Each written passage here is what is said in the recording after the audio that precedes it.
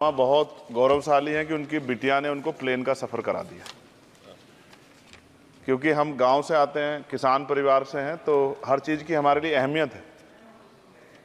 मैंने भी ये तय किया था कि मैं अपनी सैलरी से अपनी माँ को एक बार हवाई जहाज़ का सफ़र ज़रूर कराऊंगा। अब हालात ऐसी हैं, आप बेहतर जानते हैं, हमने देश भी जानता है, सब लोग जानते हैं कि गरीब आदमी हवाई जहाज़ में सफ़र नहीं कर सकता। प्रधानमंत्री जी तो कहा था बहुत दिन पहले कि चप्पल वाला जो है हवाई जहाज में सफर करेगा, लेकिन आज हालात ऐसे, किराया भाड़ा इतना बढ़ गया है, जो नीतियां हैं उसकी वजह से, कि गरीब आदमी सफर नहीं कर सकता है। गरीब आदमी तो ट्रेन में एसी के डब्बे में सफर नहीं कर सकता, इस तरह के हालात।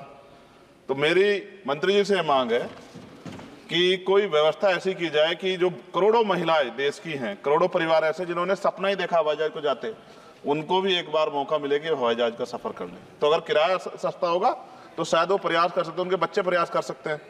साथ साथ वायु यात्रा में सेफ्टी सिक्योरिटी का बहुत ज़्यादा ध्यान रखने की जरूरत है। कई बार हादसे हुए हैं, कई चीज़ों पर हमें गौर करना है। साथ साथ ज़्यादातर एयरपोर्ट जो है वो प्राइवेट हो गए, और प्राइवेट होने की वजह से कर्मचारियों का शोषण होता है।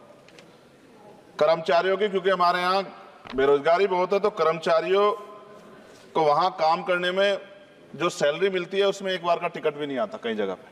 तो मेरी आपसे ये आग्रह है कि जिन लोगों जो प्राइवेट हो गए वहाँ भी सैलरी कम से कम न्यूनतम वेतन इतना होना चाहिए 20,000 रुपये, कि वो अपने परिवार का भी और सफर भी वो कभी कर ले, ऐसा मौका भी उन्हें मिलना चाहिए। साथ साथ प्राइवेट होने की वजह से SC/ST OBC के बच्चों को जो नौकरी मिल जाती थी वो भी जीरो होगी। तो मेरी आपसे आग्रह है कि अगर प्राइवेट भी हो गया तो उनसे भी कहा जाए कि कमजोर वर्गों के लोग बच्चों को मौका दिया जाए।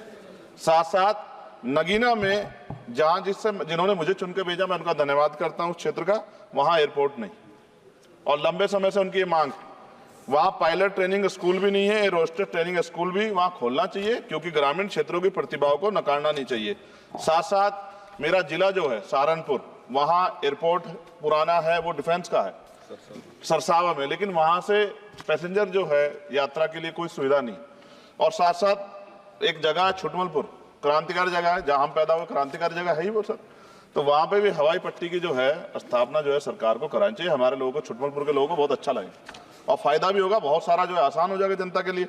और सुबह से हम प्रयास कर रहे हैं सर कि हमें बोलने का मौका दिया। यहाँ छोटी पार्टियों के लिए थोड़ी समस्या है और 2.5 घंटे इंतजार का मौका मिल रहा है।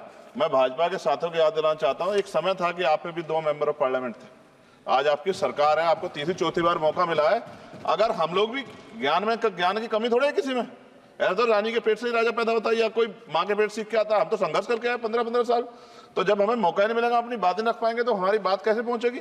साथ साथ मेरा आपसे आग्रह है, ये मेरी मांग नहीं है, ये पंजाब के लोगों की मांग है। देश के प्रधानमंत्री जब कह के आए थे पंजाब में, कह के आए थे पंजाब में कि जब आदमपुर एयरपोर्ट का नाम जो है सतगुरु रविदास जी महाराज के नाम पर करने के लिए कह के आए थे प्राइम मिनिस्टर। आप पता करा लो, ऑन रिकॉर्ड है, प्राइम मिनिस्टर ने अपनी स्पीच में कहा जब पंजाब गए कि हम इस जालंधर में जो एयरपोर्ट है आदमपुर में, कि हम उसका नाम सतगुरु रविदास जी महाराज के नाम पे करेंगे। लेकिन सर दावे और वादे हैं, कब तक ये खोखले वादे होते रहेंगे। देश के प्रधानमंत्री की बात का कोई सम्मान होना चाहिए। क्या सरकार, ये मंत्री जी नहीं सुनना चाहते, या फिर उन्होंने झूठा वादा कर लिया, इन पे भी ध्यान देना चाहिए। लेकिन साथ साथ मेरी मांग भी है, मैं पुनः इस बात को दोहराऊंगा सर, कि गरीब लोग, मैं गाँव में जाता हूँ, मीटिंगों में जाता हूँ, पूछता हूँ महिलाओं से, कभी हवाई जहाज सफर किया? मैं लाखों लोगों से मिल चुका, आज तक गरीबों ने हाथ नहीं उठाया सर कि उन्होंने हवाई जहाज का सफर किया, हेलीकॉप्टर का भी नहीं किया है। क्योंकि सर इस देश में आर्थिक गैर बराबरी बहुत बड़े पैमाने पे है। गरीब पैदा होता है, मर जाता, ना अच्छा इलाज मिलता, ना सुविधाएं मिलती, बस उसका जीवन है कि वो पैदा हो गया, ऐसा लगता है मजबूरी में पैदा हो गया, उसको पैदा ही नहीं होना चाहिए था। इस देश में कमजोर वर्गों के लोगों का भी सम्मान होना चाहिए, उनको अवसर मिलना चाहिए। सरकार की योजनाओं में गरीबों की हिस्सेदारी होनी चाहिए, इस बात का ध्यान जो है सरकार को रखना चाहिए। और अगर सरकार नहीं रखती है तो वो सरकार सर गरीबों की नहीं हो सकती है। नौजवान जो है मंत्री सरकार ने दिए हैं, और मुझे उम्मीद है कि एक नौजवान दूसरे नौजवान के दर्द को और गरीबों के दर्द को और ग्रामीण क्षेत्रों के दर्द को समझेगा। और मुझे भरोसा है आपके ऊपर, आपकी शैली के ऊपर, क्योंकि पिछली बार भी विषय उठा था। हम जाते हैं सब लोग कि आप इस बात को इस बार सफल करने में कामयाब हो जाएंगे। मेरी मंगल कामनाएं भी है कि कोई गरीब परिवार आपको प्रार्थना करे, दुआएं करे कि आपने उनको ये मौका दिया। वरना आदमी पैदा होता है भारत में और गरीबी में मर जा, हजारों साल चला, अब भी आज़ादी के 75 साल बाद भी अगर ये नहीं हो पा रहा है तो इस पे हमें गौर करना चाहिए कि क्यों नहीं हो पा रहा। कई सीनियर साथी हमारे यहाँ हैं, मैंने उनको प्लेन चलाते हुए देखा, मेंबर ऑफ पार्लियामेंट होते भी। मेरा विश्वास है कि अगर इधर से भी और इधर से भी सब लोग जनता के विषय में सोचेंगे तो जनता की जिंदगी आसान होगी, जो कि अभी नजर नहीं आती। और मैं फिर आपसे आग्रह करूंगा, आप चेक कराइए, SC ST OBC के बच्चों को वैसे ही नौकरी नहीं मिल रही है, और जब ये पूरा सेक्टर प्राइवेट हो जाएगा तो क्या रिजर्वेशन करेंगे हम लोग? क्या फायदा रिजर्वेशन का? जब SC ST OBC के बच्चों क्या रिजर्वेशन का फायदा? गाली तो खाते हैं इस नाम पे, लेकिन रिजर्वेशन ही कहां मिलेगा जब सब प्राइवेट हो जाए? प्राइवेट वाले कहां दे रहे हैं? तो उनको कहिए कि प्राइवेट सेक्टर में मैं विधेयक लेके आया, निजी विधेयक, कि प्राइवेट सेक्टर में SC ST OBC के बच्चों को मौका मिलना चाहिए।